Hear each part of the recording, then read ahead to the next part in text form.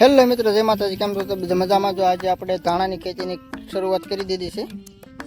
થોડુંક લેટ થઈ ગયું છે. એનું કારણ છે કે આપણે ક્યાંય વરસાદ થયો નહોતો ને કાંઈ પાણી હતું નહીં, એટલા માટે આપણે થોડુંક લેટ થઈ ગયું હતું.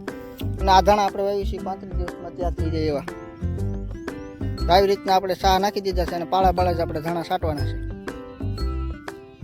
આ આપણે 1 વીઘાની અંદર આપણે ધાણા વાવવાના છે અને આ ધાણાનું બિયારણ છે. આ ધાણા છે, તમે જોઈ શકો છો.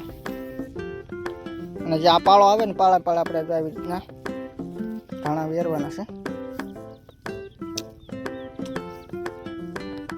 કોઈ ન કરે એવી ખેતી કરો એટલે તમારે ફાયદામાં.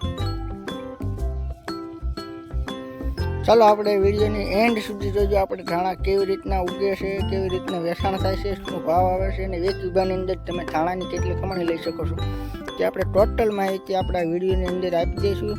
એના માટે કે આપણે ખેડૂત ભાઈઓ કોઈ પણ ખેતી કરે તો તેને પણ માહિતી મળે કેવી રીતના કરવું પડે.